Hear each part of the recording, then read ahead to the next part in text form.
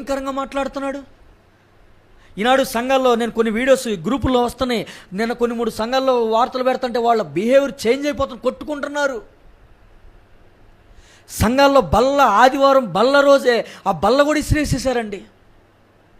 ఎటు పోతున్నారు? ఒకప్పుడు విశ్వాసులే, ఒకప్పుడు రక్షించబడి ఏర్పరచుకోబడి ప్రశస్తమైన వస్త్రాలతో నింపబడినటువంటి వారే, ప్రశస్తమైన వారే ఈనాడు బిహేవియర్ చేంజ్ చేసుకున్నారు. కోర్టులకు వెళ్తున్నారు, పోలీస్ స్టేషన్లకు వెళ్తున్నారు, అన్యాయంగా లంచాలు ఇస్తూ, కోర్టులకు లంచాలు ఇస్తూ దుర్మార్గమైన జీవితంలోకి వెళ్ళిపోతున్నారు సేవకులైన వారు. ఈనాడు సంఘాలు కట్టబడబోవడానికి కారణం ఏంటి?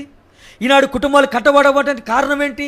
ఈనాడు సంఘాల్లో ఇలాంటి గొడవలు రావడానికి కారణం ఏంటంటే వారు తమ బిహేవియర్ని మార్చుకున్నారు, తన స్వభావాన్ని మార్చుకున్నాడు. ఒకప్పుడు ఆ పాప స్వభావం నుంచి బయటపడ్డారు, మరలా అదే స్వభావంలోకి వెళ్తున్నారు. ఒకప్పుడు అదే జీవితం, ఒకప్పుడు ఐగుప్తులోంచి దేవుడిని నన్ను విడిపించాడు.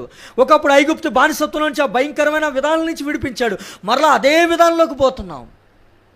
అదే ప్రవర్తన, అదే జీవితం, అవే కేకలు, అవే అరుపులు, అదే రకంగా అన్ని జనులు మాట్లాడుతున్నట్టే మాట్లాడుతున్నాం, అన్ని జనులు ప్రవర్తించినట్లే ప్రవర్తిస్తున్నాం, అన్ని జనుల వలె జీవిస్తున్నాం. ఏ మార్పు మన జీవితంలో వస్తుంది?